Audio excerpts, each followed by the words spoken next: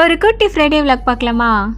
இன்னைக்கு Islamic new year அப்படின்றனால school office எல்லாமே லீவு. ஃப்ரைடே அன்னைக்கு ஆஃபீஸ் லீவாக இருந்தால் செம்ம ஜாலியாயிரும். இன்னைக்கு சிக்கனில் தலப்பாக்கட்டு பிரியாணி பண்ணலான்னு சொல்லிட்டு அதுக்கு தான் எல்லாம் எடுத்து வச்சுட்டு இருந்தேன். என்னதான் சண்டே நம்ம பிரியாணி பண்ணி சாப்பிட்டாலும் வெள்ளிக்கிழமை அன்னைக்கு பிரியாணி பண்ணி எல்லாரும் ஜிம்மாக்கு போயிட்டு வந்து ஃபேமிலியாக உட்காந்து சாப்பிட்றதுல ஒரு செம்ம ஹாப்பினஸ் இருக்கு. ஸோ இந்த லீவு ஃப்ரைடே அன்னைக்கு வந்தது கொஞ்சம் ஹாப்பியாக இருந்தது, அல்ஹம்துலில்லாஹ். ஸோ தலப்பாக்கட்டு பிரியாணி பண்ணுறதுக்கு ஒரு சில அரைக்க வேண்டிய பொருள்லாம் இருக்கும், அதெல்லாம் அரைச்சிட்டு இருந்தேன். பொதுவாக லீவ் அப்படின்னாலே பிரேக்ஃபாஸ்ட் வந்துட்டு சாப்பிட்றது இல்லை, ஆனாலும் வெறும் வயிற்றோடு இருக்கக்கூடாது அப்படின்றதுக்காக வீட்டில் மஸ்க் மெலன் இருந்தது. ஸோ அதை கட் பண்ணிட்டு எல்லாரும் ஒரே பிளேட்ல வச்சு ஆளுக்கு ஒரு பீஸா எடுத்து சாப்பிட்டு முடிச்சாச்சு. ஏன்னா தனித்தனி பிளேட்ல எடுத்தோம் அப்படின்னா எல்லாத்தையும் நம்ம தானே கழுவணும், அதுக்காக.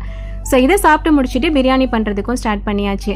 வேர்ல்டுலேயே ரொம்ப ஈஸியஸ்ட் பிரியாணி எது அப்படின்னு கேட்டிங்கன்னா நான் கண்டிப்பாக இந்த தலப்பாக்கட்டு பிரியாணி தான் சொல்லுவேன். ஏன்னா மற்ற எந்த பிரியாணியாக இருந்தாலும் நிறைய வெங்காயம் இருக்கணும், அதை வதக்குறதுக்கே நிறைய டைம் கொடுக்கணும்.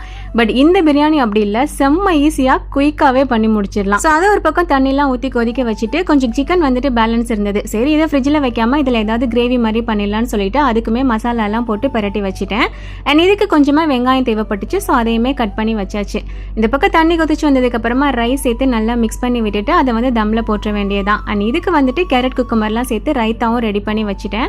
ஸோ வெறுமனே வெங்காயம் மட்டும் சேர்த்து ரைத்தா பண்ணுறதுக்கு இந்த மாதிரி பண்ணும்போது ஹெல்த்தியாகவும் இருக்கும், டேஸ்ட்டுமே ரொம்ப நல்லா இருக்கும். அண்ட் சிக்கனுக்கு மண் சட்டியில் கொஞ்சமாக எண்ணெய் சேர்த்து வெங்காயம் நல்லா கோல்டன் ப்ரௌன் கலரில் வந்ததுக்கு அப்புறமா மேரினேட் பண்ணி வச்ச சிக்கனையும் சேர்த்து நல்லா சுருங்க வதக்கி எடுத்துட்டோம் அப்படின்னா சூப்பராக ரெடி ஆயிரும். கொஞ்சம் பாயில் எக் ரெடி பண்ணியிருந்தேன். அண்ட் பிரியாணியுமே செம்மையாக ரெடி ஆகி வந்துருச்சு. ஜீரக சம்பா ரைஸில் சிக்கன் சேர்த்து தலப்பாக்கட்டு பிரியாணி ரெடி பண்ணியிருந்தேன். இதோட ஃப்ளேவரே அவ்வளோ சூப்பராக இருக்கும். நிறைய பேர் நம்ம சேனல் பார்த்து ட்ரை பண்ணிட்டு ஒரிஜினல் டேஸ்ட் வந்திருக்குன்னு சொல்லியிருக்கீங்க. லாங் வீடியோல இருக்கு, ஷார்ட்ஸ் வீடியோவுமே இன்ஷால்லா கண்டிப்பா ஷேர் பண்ணுறேன். ஸோ இன்னைக்கு லஞ்சுக்கு உதிரியா சிக்கன் சேர்த்து பண்ண ஜீரக சம்பா Thalappakatti biryani, chicken gravy, boiled egg, carrot cucumber raita. இன்னைக்கு இவங்க தான். உங்க வீட்டில் லஞ்சுக்கு என்ன பண்ணீங்கன்னு கமெண்ட்ல சொல்லிட்டு போங்க. தேங்க்ஸ் ஃபார் வாட்சிங்.